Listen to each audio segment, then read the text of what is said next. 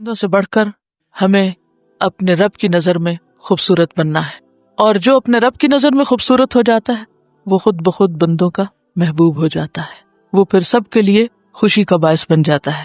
حدیث سے ہمیں پتہ چلتا ہے کہ اللہ تعالیٰ کو بندے کے اندر جو چیز مطلوب ہوتی ہے وہ اللہ کا ڈر، تقوی اور اچھا اخلاق، کہ اندرونی کیفیت اس کی کیا ہو کہ وہ اللہ سے ڈرتا، اور بیرونی کیفیت کیا ہو کہ اس کی عادات اچھی ہوں۔ تو یاد رکھیے کہ اخلاق صرف دوسروں کے ساتھ اچھا معاملہ کرنے کا نام نہیں، اخلاق خود اپنے اندر اچھی عادات، ایٹیکیٹس، مینرز اور اچھے رکھ رکھاؤ کا نام بھی ہے۔ یعنی خواہ آپ کسی کے ساتھ معاملہ کریں یا تنہائی میں ہو، اکیلے ہوں، کوئی آپ کو دیکھنے والا نہ ہو، تو جب بھی آپ اسی طرح اچھے ہوں۔ اور پھر یہ کہ آپ کا معاملہ صرف بندوں کے ساتھ نہیں، کائنات کی باقی چیزوں کے ساتھ بھی اچھا ہو، خواہ آپ جانوروں سے معاملہ کریں، خواہ آپ پودوں سے معاملہ کریں، خواہ آپ زمین سے معاملہ کریں۔ اچھے بندوں کی صفت قرآن پاک میں کیا بتائی گئی ہے؟ وَعِبَادُ الرَّحْمَنِ الَّذِينَ يَمْشُونَ عَلَى الْأَرْضِ هَوْنًا، کہ رحمان کے بندے زمین پر آہستگی سے چلتے ہیں، وہ زمین کو بھی اس کا حق دیتے ہوئے چلتے ہیں، پاؤں مار کے نہیں چلتے، کیونکہ انہیں معلوم ہے کہ ہمارے پاؤں مارنے سے زمین پھٹ نہیں سکتی، اکڑ کے نہیں چلتے، کیونکہ انہیں معلوم ہے کہ وہ جتنا بھی اکڑے وہ پہاڑوں کی بلندی کو نہیں پہنچ سکتے، لہٰذا ان کے رویے میں عاجزی اور انکساری ہوتی ہے۔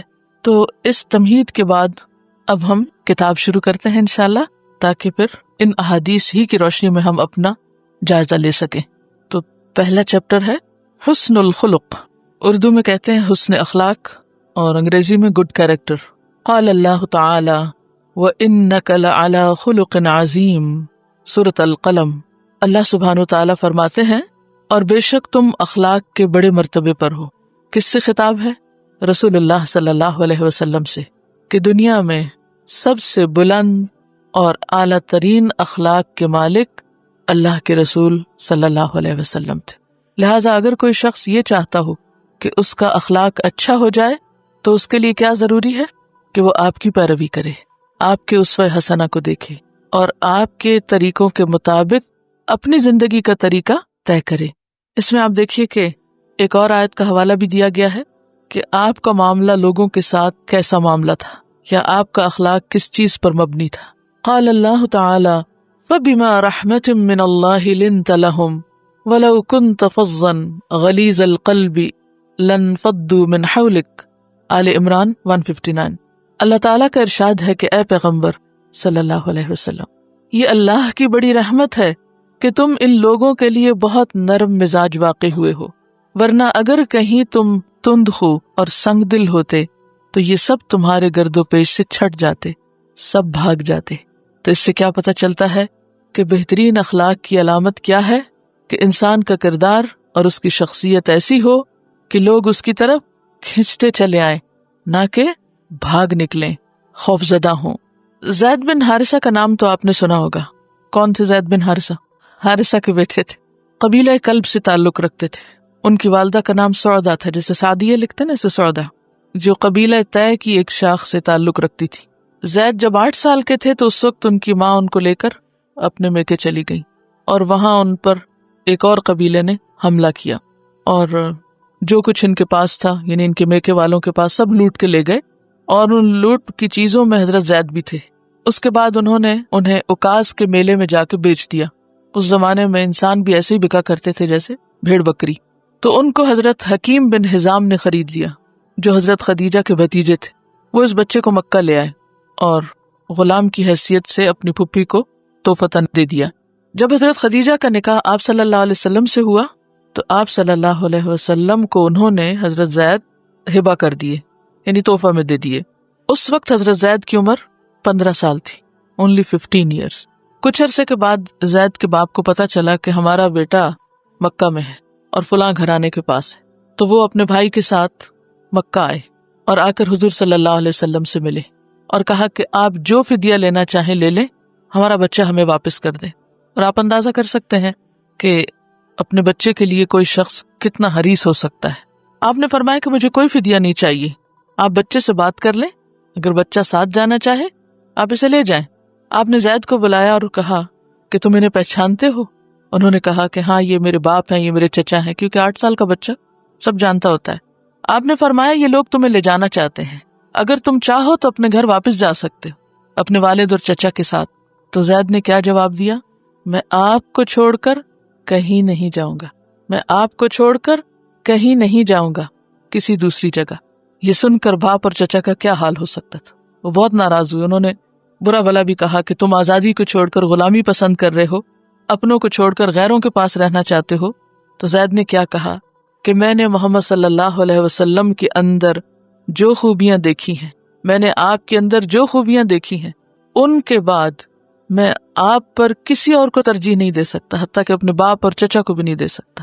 میں آپ کے ساتھ نہیں جانا چاہتا, میں محمد صلی اللہ علیہ وسلم کے پاس ہی رہوں گا. اس پر آپ صلی اللہ علیہ وسلم نے ان کو آزاد کر کے اپنا منہ بولا بیٹا بنا لیا. اور اگرچہ یہ واقعہ نبوت سے پہلے کا ہے, لیکن یہ اس آیت کی بہترین تفسیر کرتا ہے کہ آپ کا اخلاق کیا تھا, آپ کیسے تھے, کہ جو ایک اجنبی کے لیے اپنے ماں باپ سے بھی زیادہ عزیز, وہ کیا رویہ ہوگا, وہ کیا اخلاق ہوگا, وہ کیا طریقہ ہوگا کہ جس کی وجہ سے وہ آپ کو چھوڑ کر کہیں نہیں جانا چاہتے. آج ہم اپنے بچوں سے پوچھیں کہ وہ ہمارے ساتھ کتنا رہنا چاہتے ہیں, وہ ہمارے بارے میں کیا سوچتے ہیں, وہ ہمارے بارے میں کیا کہتے ہیں, ہم ان کی نظر میں کیسے ہیں. ایک شخص باہر کے لوگوں کی نظر میں تو ہیرو ہو سکتا ہے, اس کے دوست احباب اس کو چاہنے والے ہو سکتے ہیں, وہ ہر ایک کی آنکھوں کا تارا ہو سکتا ہے, لیکن وہ اصل میں کیا ہے, اس کی حقیقت کیا ہے, اس کا اخلاق کیا ہے, اس کا اصل فیصلہ کون کرتا ہے؟ اس کے گھر والے, اس کے قریب ترین لوگ, بچے, شوہر, یا پھر بچوں کے لیے ماں باپ, کہ انسان ان کی نظر میں کیا مقام رکھتا ہے. تو انشاءاللہ ہم اس پر بھی آئندہ ایکسرسائز کریں گے کہ ہمارے بچے ہمارے بارے میں کیا کہتے ہیں. ماں باپ اور بچوں کے درمیان اللہ نے ایک عجیب سی محبت رکھی. یہ رشتے ایسے ہیں کہ ایک دوسرے کے ساتھ کچھ بھی کریں, پھر ان کے اندر ایک خون کی کشش ہوتی, پھر جڑ جاتے ہیں. لیکن اپنے بچوں کے بعد وہ لوگ جو قریب ترین ہیں, مثلاً رشتے داروں کے بچے, یا ہماری مثلاً بہو, یا بھانجی, بھتیجی, یا اور کوئی بھی شخص جو ہمارے ساتھ رہتا ہو, کیونکہ انسان کی زندگی میں مختلف لوگوں کا ساتھ ہوتا ہے.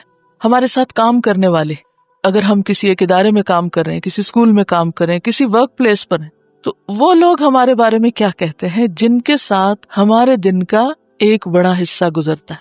مختلف لوگ جو کہیں بھی اکٹھے رہتے ہیں کسی بھی وجہ سے, خواہ کوئی ہاسٹل ہو, خواہ کوئی گھر ہو, خواہ کوئی ادارہ ہو, وہ آپس میں ایک دوسرے کے بارے میں کیا سوچتے ہیں. آپ کا اصل مقام وہ نہیں جو آپ اپنے لیے خود اپنی نگاہوں میں قائم کیے ہوئے. اپنے آپ کو تو ہر شخص اچھا ہی کہتا ہے, خود کو تو آپ اچھا ہی سمجھیں گے, لیکن آپ کے ساتھی کیا کہتے ہیں, آپ کے دوست کیا کہتے ہیں, آپ کے شوہر کیا کہتے ہیں, آپ کے بچے کیا کہتے ہیں.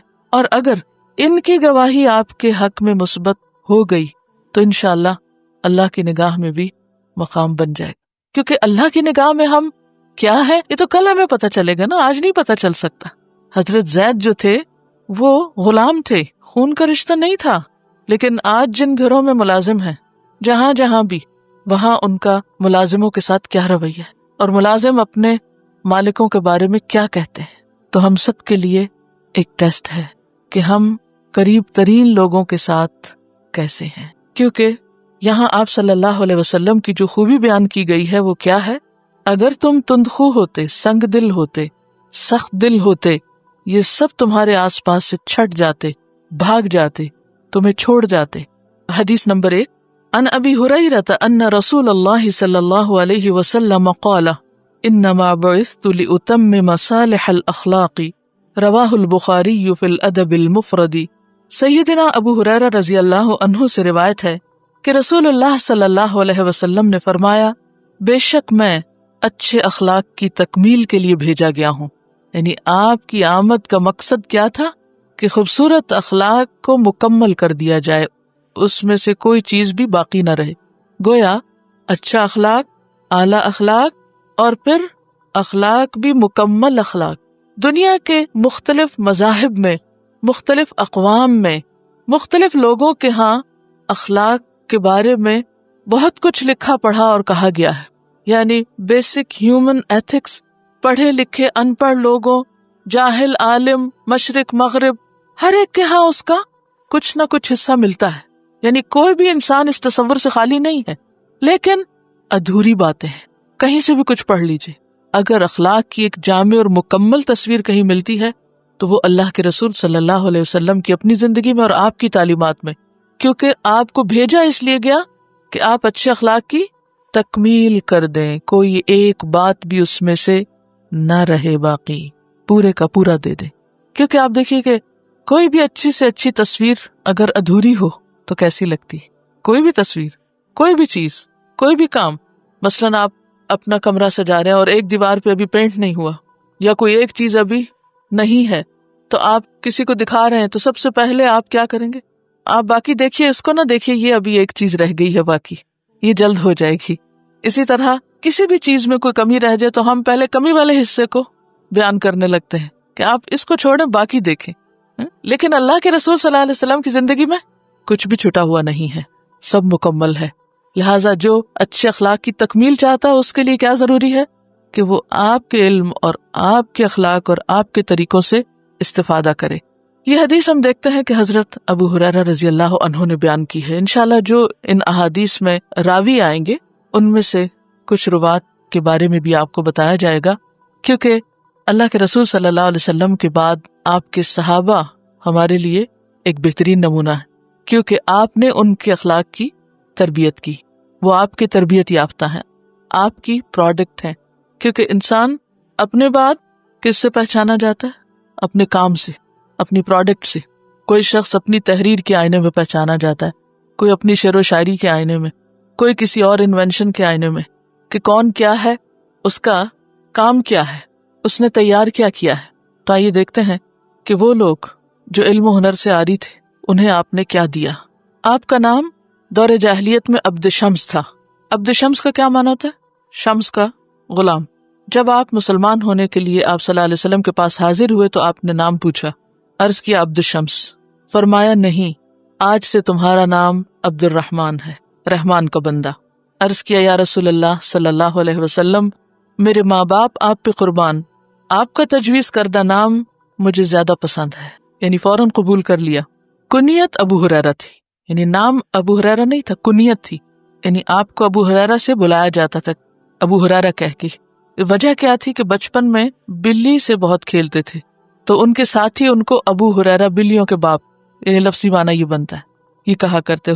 ہریرہ ہر سے ہے، ہر بلے کو کہتے ہیں، اور پھر ہریرہ یعنی چھوٹا بلی کا بچونگڑا. تو آپ صلی اللہ علیہ وسلم کبھی کبھی ان کو پیار سے ابو ہر کہتے تھے. ابو ہریرہ کی بجائے کیا کہتے؟ ابو ہر. تو ان کو بھی اپنے لیے ابو ہریرہ سے زیادہ ابو ہر کہنا پسند تھا. بہرحال آپ مشہور ابو ہریرہ کے نام سے ہوئے. حضرت ابو ہریرہ رضی اللہ تعالیٰ عنہ نے طفیل بن عمر الدوسی کی وساطت سے اسلام قبول کیا تھا. یہ دوس کے قبیلے سے تعلق رکھ. دوس کہاں تھا؟ یمن میں. ہجرت کے 6 سال بعد تک وہ اپنے قبیلے میں ہی رہے، آپ کے پاس نہیں آ سکے. پھر آپ کی قوم کا، قبیلہ دوس کا ایک وفد آپ کے پاس آیا تو یہ اس وفد میں آپ کے پاس آئے اور پھر واپس نہیں گئے اور اپنے آپ کو رسول اللہ صلی اللہ علیہ وسلم کی خدمت کے لیے وقف کر دیا. ہر وقت دن رات مسجد میں رہتے تھے، اور مسجد سے مراد یہاں مسجد کا وہ حصہ جو صفہ کے نام سے مشہور تھا، اور اصحاب صفہ میں حضرت ابو ہریرہ بھی شامل تھے. جب تک نبی صلی اللہ علیہ وسلم زندہ رہے آپ نے شادی نہیں کی. آپ کے ساتھ آپ کی بوڑھی والدہ بھی تھیں. والدہ نے اسلام نہیں قبول کیا اور وہ حضرت ابو ہریرہ کو بھی بار بار اسی پہ اکساتی کہ تم واپس اپنے دین میں لوٹو، اور بہت ناراض ہوتی. اور ایک روز تو اتنا زیادہ برا بھلا کہا ابو ہریرہ کو اسلام لانے پر کہ روتے ہوئے آپ کی خدمت میں پہنچے اور آپ سے عرض کیا کہ اللہ کے رسول صلی اللہ علیہ وسلم، میری والدہ اسلام کے بارے میں، آپ کے بارے میں بہت بری بری باتیں کرتی ہیں، آپ ان کے لیے دعا کریں. تو آپ صلی اللہ علیہ وسلم نے ان کی والدہ کے لیے دعا کی. ابو ہریرہ آپ کی مجلس سے اٹھ کر جب گھر واپس گئے تو پتہ چلا کہ والدہ غسل لے رہی. بہرحال جب کپڑے وغیرہ پہن کر سامنے آئیں تو خود ہی پکار اٹھتی ہیں، اشہد ان لا الہ الا اللہ و اشہد ان محمدن عبدہ و رسولہ. حضرت ابو ہریرہ اسی وقت الٹے پاؤں واپس جاتے ہیں اور آپ کو جا کر خوشخبری سناتے ہیں اور خوشی اور ایک جذبات کی شدت کے ساتھ رو رہے ہوتے. پہلے روتے ہوئے نکلے تھے غم کے ساتھ اور اب روتے ہوئے نکلے خوشی کے ساتھ.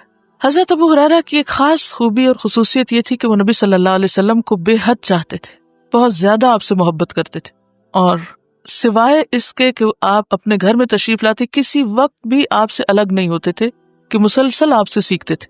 جب آپ اپنے گھر تشریف لے جاتے تو اس وقت پھر وہ مذاکرہ کیا کرتے تھے، جو کچھ سیکھا ہوتا تھا اس کو دہراتے تھے. اکثر فرمایا کرتے تھے کہ میں نے رسول اللہ صلی اللہ علیہ وسلم سے بڑھ کر حسین چہرہ کسی کا بھی نہیں دیکھا. اور ابو ہریرہ کے اکثر الفاظ یہ ہوا کرتے تھے: سب تعریفیں اللہ کے لیے جس نے ابو ہریرہ کو اسلام قبول کرنے کی توفیق دی. سب تعریفیں اس اللہ کے لیے جس نے ابو ہریرہ کو قرآن مجید کا علم عطا کیا. سب تعریفیں اس اللہ کے لیے جس نے ابو ہریرہ کو محمد صلی اللہ علیہ وسلم کا صحابی ہونے کا شرف بخشا. یعنی ان تین باتوں پر، اپنے اسلام پر، قرآن کے علم پر اور آپ کے ساتھی بننے پر بار بار شکر کیا کرتے تھے.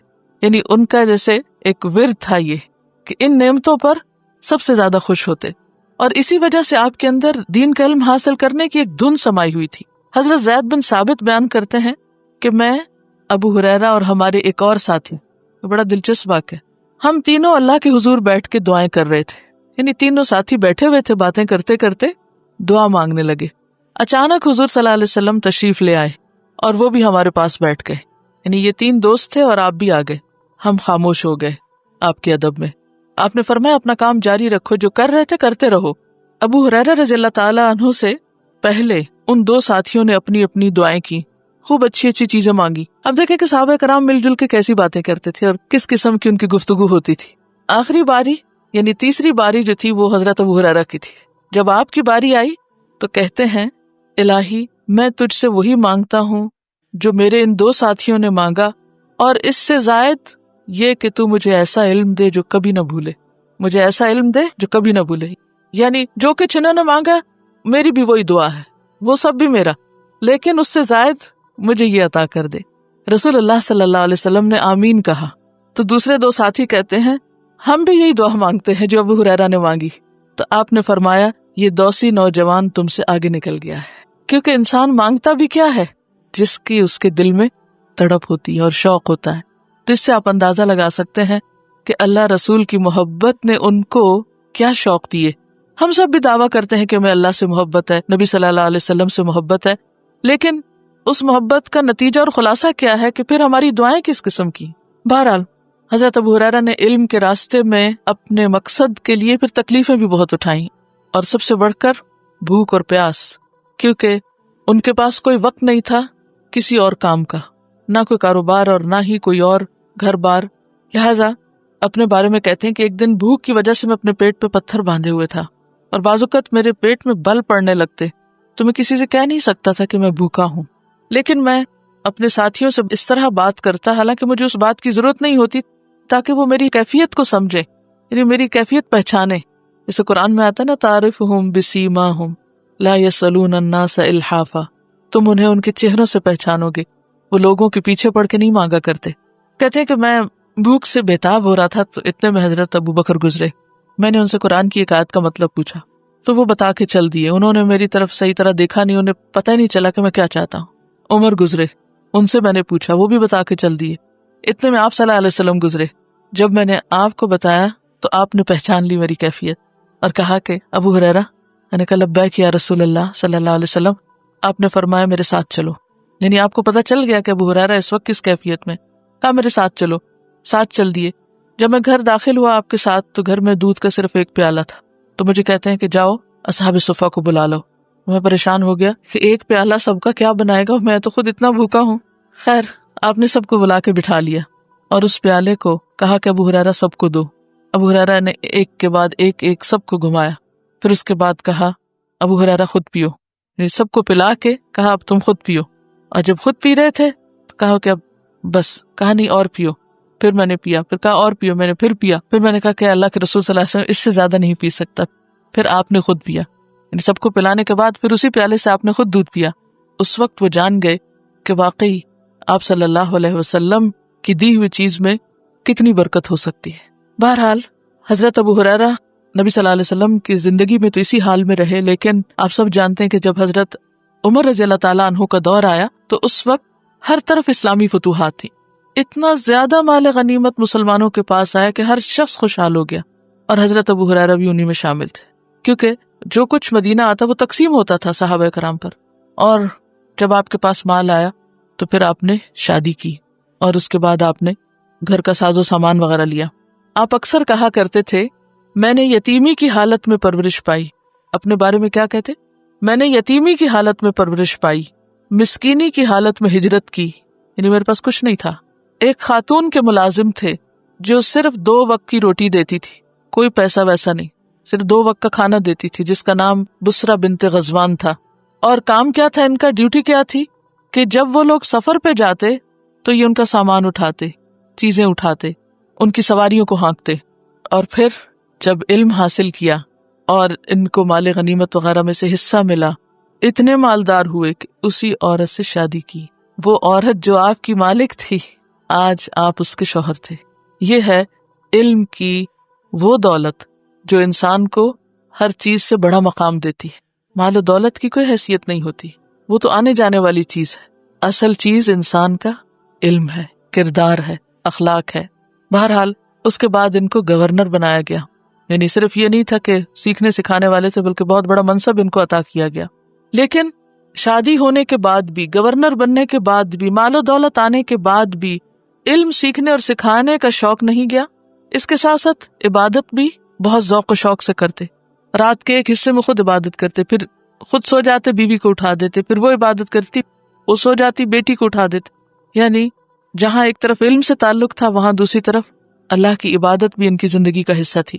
پھر اسی طرح اپنی والدہ کے ساتھ ان کا جو سلوک تھا، اس میں بھی آپ دیکھیں گے کہ اس نے اخلاق کے نمونے آپ دیکھیے. ماں کے ساتھ سلوک ہم سب دیکھیں، کبھی ہم نے اپنی ماں کے ساتھ ایسا رویہ کیا؟ زندگی بھر ماں کے فرما بردار اور خدمت گزار رہے. جب گھر سے باہر جاتے تو ماں کے دروازے پہ آ کے کھڑے ہو جاتے، سلام کرتے. ماں جواب دیتی، فرماتے اماں جان اللہ آپ پر اسی طرح نوازشات کی برکھا برسائے، اللہ آپ کے اوپر رحمتوں کی بارش کرے جس طرح آپ نے بچپن میں میری پرورش کی. وہ جواب میں کہتی اللہ تم پہ اپنی رحمتیں کرے جس طرح تم بڑھاپے میں میری خدمت کر رہے ہو. اور پھر اس کے بعد وہ گھر سے نکلتے. یہ ان کا روزانہ کا معمول تھا. ہم میں سے کتنے لوگ اپنے ماں باپ کے قدردان ہیں اور ان کو کبھی منہ بھر کے، منہ سے بول کے یا لکھ کے یا کسی بھی طرح یہ کہنے کی جرت کریں کہ اللہ آپ پر رحمتیں کرے کہ آپ نے میری پرورش کی اور میری تعلیم و تربیت کی. تو اچھا اخلاق کیا ہے؟ سب سے پہلے شکر گزار ہونا. کس کا شکر گزار ہونا؟ جنہوں نے ہم پر سب سے زیادہ احسان کیا ہو. ان کے عام جملے کیا ہوتے تھے؟ اللہ کا شکر جس نے مجھے اسلام دیا، اللہ کا شکر جس نے قرآن دیا، اللہ کا شکر جس نے حضور کا ساتھی بنایا. اور پھر انشکر لی ولوالدیک، میں اپنے والدہ کا شکر گزار کہ جس نے میری بچپن میں تربیت کی. حالانکہ آپ جانتے ہیں کہ والدہ کون تھی؟ جو ان کی سب سے بڑی دشمن تھی اسلام قبول کرنے پر، اور اتنا برا بھلا کہتی کہ رو پڑتے کہ یار اب یہ کیا ہو رہا ہے. ایک طرف ماں سے محبت ہے اور دوسری طرف ان کے کفر سے پریشان ہیں، لیکن اس کے باوجود ان کی خدمت اور ان کے ساتھ شکر گزاری کے جو الفاظ ہیں وہ آپ کا معمول ہے. سلام اور اس کے ساتھ شکر گزاری اور پھر گھر سے نکلنا. اور یہی تلقین وہ دوسروں کو بھی کرتے تھے. ایک روز کہیں جا رہے تھے تو راستے میں آپ نے دیکھا کہ 2 لوگ جا رہے، تو ایک سے پوچھا کہ یہ دوسرے کون ہیں؟ کہا کہ میرے والد ہیں. کہنے لگے کہ کبھی ان کا نام نہیں بلانا، کبھی ان کے آگے نہیں چلنا، کبھی ان سے پہلے نہیں بیٹھنا. یہ ہے مینرز ماں باپ کے ساتھ. باپ ہیں، نام سے نہیں بلانا، اور کیا نہیں کرنا؟ ان سے پہلے نہیں بیٹھنا، وہ بیٹھیں تو بیٹھنا. یہی اسلام کے اخلاق اور آداب یہی ہے.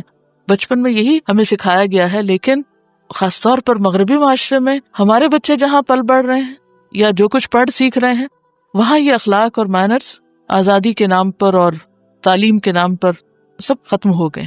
اور پھر آپ دیکھیں کہ جب مرض الموت یعنی وفات ہوئی تو اس وقت رو رہے تھے، زاروں قطار رو رہے تھے. پوچھا گیا آپ کیوں رو رہے ہیں؟ کہنے لگے میں تمہاری اس دنیا پہ آنسو نہیں بہاتا کہ میں دنیا چھوڑ کے جا رہا ہوں اور اتنا کچھ ہے میرے پاس اور اتنے عہدے اور سب.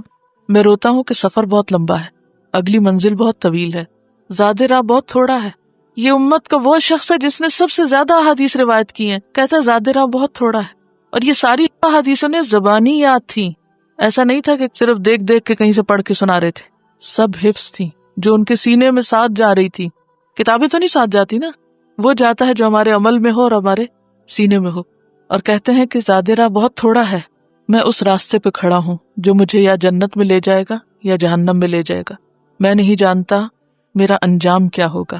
پھر دعا کی، یا اللہ مجھے تیری ملاقات کا شوق ہے، تیری ملاقات مجھے محبوب ہے، تو بھی میری ملاقات کو محبوب سمجھ، اور مجھے جلد اپنے سے ملا، اور تھوڑی ہی دیر گزری تھی کہ آپ کی وفات ہو گئی۔ یہ ہیں وہ حضرت ابو ہریرہ جن کا نام آپ مختلف احادیث میں سنتے رہیں گے۔ سب سے زیادہ احادیث کی روایت میں جس کا ذکر آتا ہے وہ ابو ہریرہ ہی ہیں۔ وہ روایت کرتے ہیں کہ رسول اللہ صلی اللہ علیہ وسلم نے فرمایا، میں اچھے اخلاق کی تکمیل کے لیے بھیجا گیا ہوں۔ حدیث نمبر 2، عن انس بن مالک قال کان رسول اللہ صلی اللہ علیہ وسلم احسن الناس خلقا، رواہ مسلم کتاب الفضائل۔ سیدنا انس رضی اللہ عنہ سے روایت ہے کہ رسول اللہ صلی اللہ علیہ وسلم لوگوں میں سب سے زیادہ اچھے اخلاق کے مالک تھے۔ اور اسے سمجھنے کے لیے پھر یاد کیجئے کیا؟ زید بن حارثہ کا آپ سے تعلق، آپ کے اچھے اخلاق کی گواہی۔ عن ابی ہریرہ قال قال رسول اللہ صلی اللہ علیہ وسلم اکمل المؤمنین ایمانا احسنهم خلقا، رواہ ابی داود کتاب السنہ۔ سیدنا ابو ہریرہ رضی اللہ عنہ سے روایت ہے کہ رسول اللہ صلی اللہ علیہ وسلم نے فرمایا، اکمل المؤمنین، اکمل کامل کی اسم تفضیل، سب سے زیادہ کامل، سب سے زیادہ مکمل، ایماناً ایمان میں، کون ہے؟ احسنہم، جو سب سے اچھے ہیں، خلقاً اخلاق میں، یعنی سب سے زیادہ ایمان ان کا مکمل ہے جن کا اخلاق سب سے اچھا ہے۔ تو اس سے کیا پتہ چلتا ہے، کیا سمجھ میں آتا ہے کہ ایمان کی تکمیل بھی اخلاق کی تکمیل سے ہوتی ہے اور اخلاق کی خوبصورتی سے ہوتی ہے۔ عن ابی الدرداء قال سمعت رسول اللہ صلی اللہ علیہ وسلم یقول ما من شیء یودع فی المیزان اثقل من حسن الخلق وان صاحب حسن الخلق لیبلغ به درجۃ صاحب الصوم والصلاة، رواہ الترمذی کتاب البر والصلة۔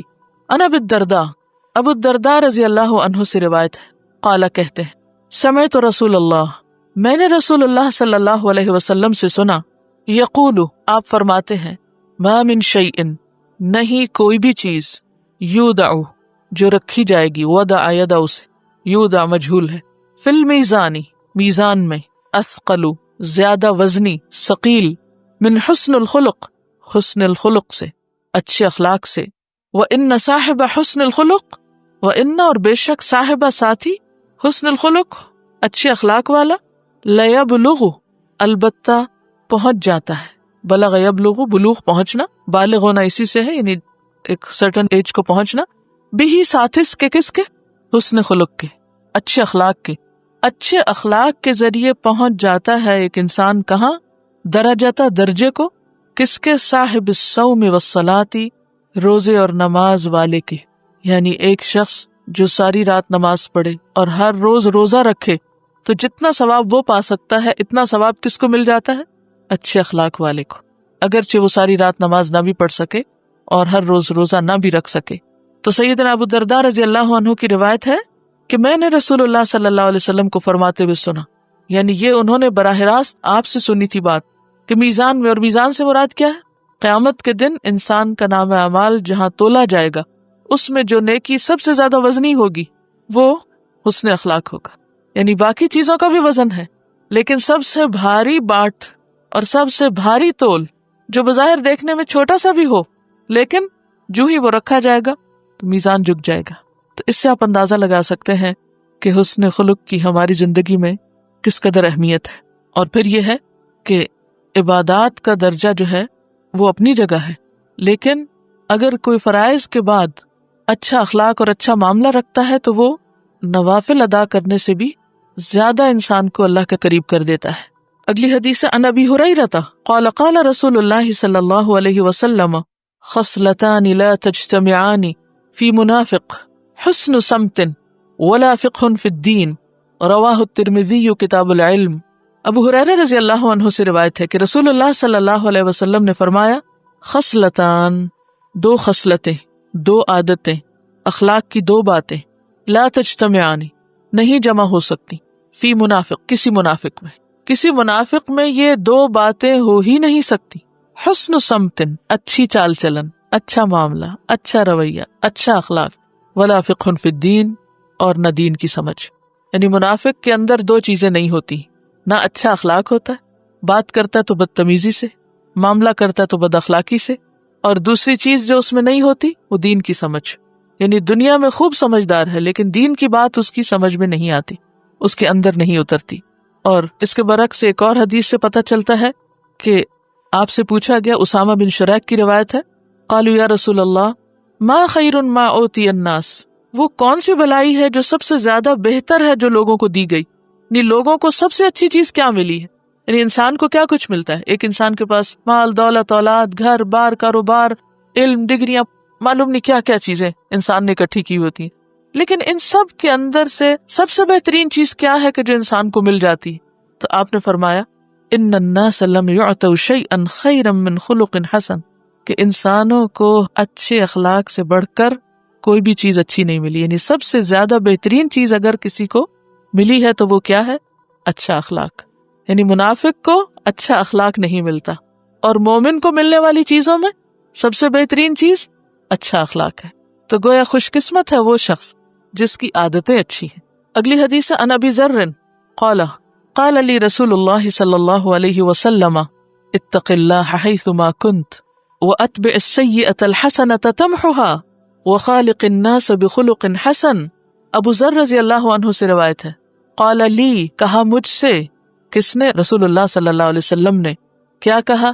اتق اللہ حیثما کنت، اللہ سے ڈرو جہاں بھی تم ہو، کہیں بھی تم ہو اللہ ہی سے ڈرو۔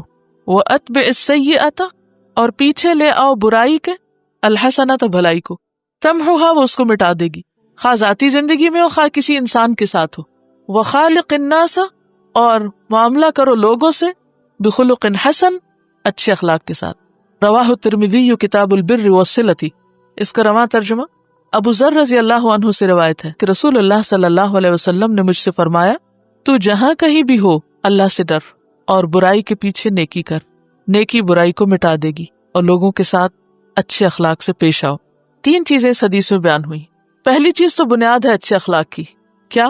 جہاں ہو اللہ سے ڈرو، تو اس کا مطلب یہ کہ انسان کہیں بھی ہو لوگوں کے ساتھ اچھا معاملہ ہی کرے۔ اور دوسری چیز، اگر برائی ہو جائے تو اچھا کر لو، برائی ختم ہو جائے گی۔ اب آپ دیکھیں کہ اچھا اخلاق پھر کس سے مل کے بنتا ہے؟ نمبر ایک، اللہ کا ڈر، کہ بندہ بندوں سے زیادہ اللہ سے ڈرنے والا ہو، کہ میں جہاں بھی ہوں وہ مجھے دیکھ رہا ہے، کیونکہ جب تک ہم بندوں کی وجہ سے اچھے بنتے ہیں تو وہ صرف سامنے سامنے بنتے ہیں۔ تو اچھا اخلاق کسی جزوی چیز کا نام نہیں کہ کسی ایک جگہ آپ اچھے ہیں اور دوسری جگہ آپ بدترین ہیں۔ اچھا اخلاق اسی کا جو ہر جگہ ہی اچھا ہے، چاہے لوگوں کے سامنے چاہے ان کے پیٹھ پیچھے۔ بعض لوگوں کو آپ نے دیکھا ہوگا کہ سامنے تو بہت اچھی طرح ملتے ہیں لیکن پیچھے سے آپ کی جڑیں کاٹتے ہیں، آپ کے بارے میں انتہائی بری باتیں کرتے ہیں، تو یہ تو اچھے اخلاق میں نہیں شامل۔ اچھا اخلاق کیا ہے؟ سامنے بھی اور پیچھے بھی، ہر جگہ آپ اچھے ہی ہو۔ اور یہ کب ہو سکتا ہے؟ جب آپ کے اوپر کس کی نگرانی ہو؟ صرف اللہ کی نگرانی۔ اللہ کی نگرانی ہوگی تو آپ ہر جگہ ہی اچھے ہو جائیں گے، تنہائی میں بھی اچھے ہیں، گھر میں بھی اچھے ہیں، باہر بھی اچھے ہیں، دکان پہ بھی اچھے ہیں، کہیں چلے جائیں دنیا میں آپ اچھے ہی ہیں، خواہ آپ کسی جہاز میں یا گاڑی میں ہیں یا آپ دفتر میں ہیں، کہیں بھی ہیں آپ اچھے ہیں۔ لیکن یہ جب ہو سکتا ہے جب لوگوں کے اندر اللہ کا ڈر۔ دوسری بات ہے کہ ہم انسان ہیں، ہم سے غلطیاں ہوتی، کوتاہیاں ہوتی، ہم نیت کرتے ہیں، ہم ارادہ کرتے ہیں، پھر غلطی ہو جاتی، پھر بھول ہو جاتی۔ اس کا علاج بتا دیا گیا کہ مایوس نہ ہو۔ اگر ہم یہ کہیں ہم تو اچھے ہو ہی نہیں سکتے اور یہ میرے لیے تو بالکل ہی ناممکن ہے، تو یہ چیز ہمیں اپنی زندگی سے نکالنی ہوگی کہ ہو نہیں سکتا، سب کچھ ہو سکتا۔ ہاں، اگر اچھا نہیں ہوا، برا ہوا تو کیا کرو؟ اچھا کر لو۔ مثلاً آپ سے کوئی غلطی ہو گئی تو آپ کیا کرو؟ بیٹھے رہو، دوبارہ نہ کرو، اس کے بعد کوئی نیکی کر لو۔ غلطی ہوگی توبہ کر لو، کوئی اچھا کام کر لو، صدقہ خیرات کر لو۔ اسی طرح اگر کسی کے ساتھ برا ہو گیا، کسی سے جھڑپ ہو گئی، کسی سے لڑائی ہو گئی، کسی کے ساتھ زیادتی ہو گئی، تو اب کیا کرو؟ اچھا کر لو۔ تو کیا ہوگا؟ پچھلی چیز مٹ جائے گی، یعنی آپ کے ہاتھ میں، آپ کے اختیار میں، آپ چاہیں تو اچھا کر لیں۔ اور پھر اس کے بعد تیسری چیز کیا ہے؟ وخالق الناس بخلق حسن، لوگوں کے ساتھ اچھے اخلاق کا برتاؤ۔ تو گویا اللہ کے ساتھ سچے ہوں، اللہ سے ڈریں، اپنے ساتھ سچے ہوں کہ غلطی ہو تو آپ کو خود پتا ہوتا ہے میں نے غلط کیا ہے، چاہے ساری دنیا بھی کہنا نہیں آپ نے غلط نہیں کیا۔ بعض اوقات ایسا ہوتا ہے نا، ہم کو غلط کر بیٹھتے ہیں، پھر ہمیں پریشانی ہوتی ہے، پھر ہم کسی سے پوچھتے ہیں اچھا تم مجھے بتاؤ میں نے ٹھیک کیا کہ نہیں کیا۔ ہمیں سارے کیسے کرتا ہے نا، اچھا میں ٹھیک تھی یا غلط تھی؟ اگر کوئی آپ کو کہے نہیں بالکل تم ٹھیک تھی، تم نے بہت اچھا کیا، پھر بھی آپ کو پتا ہوتا ہے کہ آپ نے اچھا نہیں کیا، تو اپنے ضمیر سے پوچھے کہ میں نے اچھا کیا یا نہیں کیا. اگر آپ کو پتہ چل جائے میں نے نہیں کیا اچھا, تو سب تسلی دیں تو بھی تسلی نہ کریں, توبہ استغفار کر کے اچھا کر کے اپنے ساتھ سچے ہو کے اپنی اصلاح کر لیں. اور تیسرا یہ کہ لوگوں کے ساتھ سچے ہو جائیں. تو یہ ہے بہترین اخلاق, اللہ کے ساتھ سچے, اپنے ساتھ سچے اور لوگوں کے ساتھ سچے. یہ ہے جامع اخلاق. یہ جو ہم اس وقت پڑھ رہے ہیں, اگرچہ ہم حدیث رسول صلی اللہ علیہ وسلم پڑھ رہے ہیں اور آپ کی حکمت سے استفادہ کر رہے ہیں, لیکن اصل پروگرام کیا ہے کہ یہ چیزیں ہمارے اندر آ جائیں, کیونکہ اسی میں فائدہ ہے. انسان کی دنیاوی خوبصورتی بھی اسی میں ہے, اور جنت میں بھی صرف اچھے اخلاق والے ہی جائیں گے. کیوں؟ اس لیے کہ جنت کی ہر چیز خوبصورت ہے, ہر چیز. اس کی آپ دیکھیے ڈسکرپشن پڑھیے اگر جنت کی, اس کی دیواروں کی, اس کے فرش کی, اس کی چھت کی, اس کی کھڑکیوں کی, اس کی کوئی چیز جنت میں بدصورت نہیں ہے. تو یاد رکھیے جنت میں صرف خوبصورت لوگ بسائے جائیں گے, اور خوبصورت سے مراد صرف شکل نہیں, وہ تو شکل اللہ ہر ایک کی اچھی کر دے گا. وہاں اصل خوبصورتی اخلاق کی خوبصورتی. جنت خوبصورت لوگوں کے لیے بنی ہے, وہاں خوبصورت لوگ بسائے جائیں گے. اگر آپ چاہتے ہیں کہ جنت کے اہل بنے تو پھر خوبصورت بننا ہوگا. اور یاد رکھیے کہ ہمارا جو اپیرنس ہے نا, ہماری جو شکل و صورت ہے, یہ ہماری روح کی تصویر ہے. ہم اپنے چہروں سے کیا نظر آتے, جو ہم اندر ہوتے ہیں. اچھے اخلاق میں بھی اللہ کا ڈر ہوگا تو خود بخود عادتیں سنور جائیں گی, اچھا معاملہ ہونے لگے گا لوگوں سے. ہاں, اور وہ اندر خوبصورت ہوگا تو ہی معاملہ خوبصورت ہوگا, اور معاملہ خوبصورت ہوگا تو ہی اللہ تعالیٰ کی اس جنت کے اہل قرار پائیں گے. اور اگر یہاں لڑاکے, جھگڑالو, غیبت کرنے والے, تانے دینے والے, عیب چننے والے, دوسروں کے درمیان پھوٹ ڈلوانے والے اور بد اخلاق لوگ, چغلخور لوگ جنت میں جانے کے اہل نہیں. کیوں کہا گیا رشتوں کو کاٹنے والے جنت میں داخل نہیں ہو سکتے, چغلخور جنت میں داخل نہیں ہو سکتے, فسادیوں کے لیے جنت نہیں ہے. تو ہمارے لیے یہ ایک چیلنج ہے, یہ ایسا نہیں ہے کہ ایک آپشنل چیز ہے, یہ عبادت ہے. اچھا اخلاق کیا ہے؟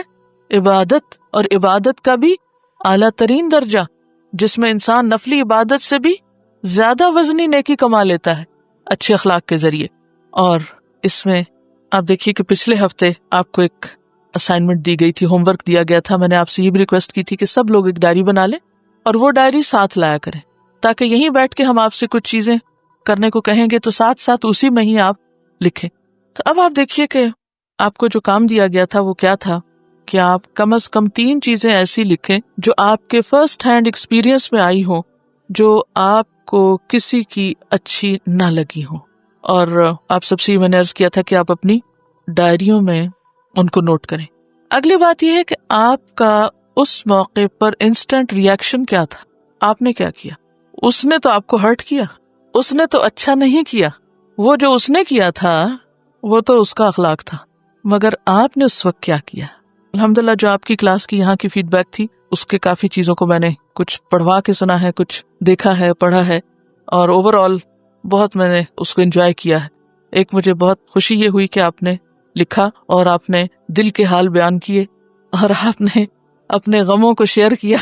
جب کوئی ہرٹ کرتا ہے تو پھر انسان کو سمجھ نہیں آتی کہ میں کس سے کہوں, کیونکہ دل جب دکھی ہوتا ہے تو دل چاہتا ہے کسی کو سنائے تو پھر ڈر لگتا ہے غیبت نہ ہو اور بات بڑھ جائے گی, صبر کر لیں. لیکن صبر کرنے کے ساتھ علاج بھی چاہتے ہیں, سولوشن بھی ہونا چاہیے. تو بہرحال بہت اچھا کیا آپ نے جو بھی لکھا. اور اب یہ ہے کہ نیکسٹ ویک بھی آپ یہی کریں گے, جو آپ کو کسی میں اچھا نہیں لگا وہ آپ لکھیں گے. بے شک نام نہیں لکھیں, کیونکہ کہیں ایسا نہ ہو کسی اور کے ہاتھ ڈائری لگے اور یہ اصلاح کا پروگرام ادھورا ہی نہ رہ جائے. تو جو چیز آپ کو کسی کی اچھی نہیں لگی, اگلا کیا ہے, اس خرابی کو دیکھ کر, اس کی بدتمیزی کو دیکھ کر, بد اخلاقی کو دیکھ کر میرا ری ایکشن کیا تھا. ایک تو لکھنے سے آپ خود بھی انالائز کرنے لگیں گے کہ یہ میں کیا لکھ رہی ہوں, اور لکھتے وقت آپ کو اپنا بھی خیال آئے گا کہ کہیں میں خود بھی تو یہ نہیں کرتی. اگر کسی کی بات مجھے ہرٹ کر رہی ہے تو میری بھی تو کسی کو کر سکتی ہے. لیکن کرنا یہ ہے کہ ہمیں اپنا انسٹنٹ ری ایکشن دیکھنا ہے کہ ہم نے اس وقت کیا کیا, کیونکہ ہمیں دراصل اپنی اصلاح کرنی ہے. اس ڈائری کا یا اس ایکسرسائز کا, یہ ہوم ورک کا مقصد لوگوں کے عیب چننا نہیں ہے, لوگوں کے اوپر انگلیاں اٹھانا نہیں ہے, لوگوں کی خرابیاں پوائنٹ آؤٹ کرنا نہیں ہے. اس سے مراد بھی اپنی اصلاح ہے. جب آپ لکھیں گے اس کے بعد دیکھیں گے کہ میں نے کیا کیا, پھر اپنے عمل کو ایویلیویٹ کریں گے, وہ لکھیں گے آگے کہ میرا فوری ری ایکشن کیا تھا, اس کے 3 درجے ہیں. نمبر 1، جو دوسرے نے کیا کیا میں نے بھی وہی کیا، ایسے کو تیسا کیا، یا اس کے جواب میں اچھا کیا. کسی نے آپ کو بہت سخت بات سنائی، آپ نے کیا کیا، ویسی سنا دی، ادلا بدلا ہو گیا. حق ہے آپ کو سنا سکتے ہیں، ایک کے بدلے میں ایک کر سکتے ہیں. اس سے بھی برا کیا، ایک کی 2 لگائیں. یا یہ ہے کہ اچھا کیا. یعنی 3 آپشنز ہیں آپ کے پاس. جیسا اس نے کیا میں نے بھی ویسا ہی کیا. نمبر 2، اس سے بھی برا کیا، جو اس نے کیا میں نے اس سے دگنا کیا. یہ پاسبلٹی ہے، کر کے یاد آتا ہے ہمیں کہ ہو پھسل گئے تھے. اور تیسرا کیا ہے کہ جس نے برا کیا میں نے اس وقت یا تو صبر کیا یا احسن طریقے سے جواب دیا. یعنی میرا رویہ کیا تھا. اب آپ اپنے آپ کو خود مارک کر دیں، آپ کا اخلاق کیا ہے. یہ دوسروں کے آئینے میں خود کو دیکھنا ہے، کیونکہ 2 طرفہ معاملہ ہے نا، کہ ٹھیک ہے دوسرا تو ہے ہی خراب، لیکن میں کیا ہوں، مجھے تو اپنے بارے میں سوچنا ہے. اور اگر میں اچھی ہوں تو انشاءاللہ دوسرے بھی اچھے ہو جائیں گے. بہت سی چیزیں انسان اپنے اخلاق سے سکھاتا ہے. ٹھیک ہے، اب آپ دیکھیے کہ 2 چیزیں ہوتی ہیں. ایک ہوتا ہے کسی کام یا بات یا معاملے کا آپ کی طرف سے آغاز. مثلاً آپ اپنے گھر میں ایک ماں کی حیثیت سے یا بڑی بہن کی حیثیت سے اپنے سے چھوٹوں سے کیا معاملہ کرتی، حکم دیتی، یا اپنے ساتھیوں سے کیا معاملہ کرتے. جب آپ بات کرتے ہیں حاکمانہ انداز ہوتا ہے یا پھر سجیسٹو ہوتا ہے کہ آپ مشورہ دینے کے انداز میں. کیونکہ فرعون کے پاس جب موسیٰ علیہ السلام اور ہارون علیہ السلام کو بھیجا گیا تو کیا کہا گیا تھا؟ قُولَا لَهُ قَوْلًا لَيِّنًا، نرم بات کرنا. اور پھر فَقُلْ هَلْ لَكَ إِلَىٰ أَن تَزَكَّىٰ، یہ نہیں کہا تھا کہ اے فرعون تم سیدھے ہو جاؤ، میں اللہ کا رسول ہوں اور مجھے اللہ نے اتنی طاقت دی ہے، دیکھو تو صحیح میرا عصا اب کیا بنے گا، اور دیکھو کہ میرے پاس کیسے بڑی بڑی طاقت ہے. کوئی دھوس نہیں جمائی. اتنی طاقت کے باوجود بھی کہ وہ عصا جو سانپ بن جاتا تھا وہ تو اسی وقت بدلہ لے سکتے تھے کہ فوراً عصا پھینکتے اور سب کو وہ ڈرا کے رکھ دیتا اور سب چپ ہو جاتے. لیکن انہوں نے ایسا کوئی ہتھیار اختیار نہیں کیا، بلکہ کیا کہا گیا تھا؟ فَقُلْ هَلْ لَكَ إِلَىٰ أَن تَزَكَّىٰ، سوالیہ انداز تھا. کیا آپ چاہتے ہیں کہ میں آپ کو ایسی بات بتاؤں جس سے آپ کا تزکیہ ہو؟ کیا آپ تزکیہ اختیار کرنا چاہیں گے؟ یہ ہے اس حکم پر عمل کا طریقہ. ایک ہے کسی سے کام کرانا دھونس جما کے، دوسرا یہ ہے روکھے پیکے انداز سے، اور تیسرا یہ ہے کہ ایک اچھے انداز سے. تو جب آپ کسی سے معاملہ کرتے ہیں تو آپ اپنے گفتگو میں دیکھیے کہ کسی کو کوئی بات کہتے ہیں تو کیا کہتے ہیں، کس طرح کہتے ہیں.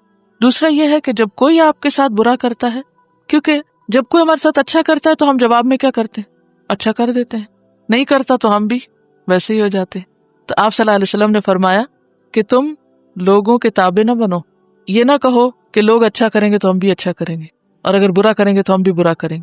بلکہ کیا کہو، اگر وہ ہمارے ساتھ اچھا کریں گے تو بھی اچھا کریں گے، اور اگر وہ برا کریں گے تو بھی اچھا کریں گے. یہ ہے معیار. سبحانک اللہم و بحمدک، نشہد ان لا الہ الا انت، نستغفرک و نتوب الیک.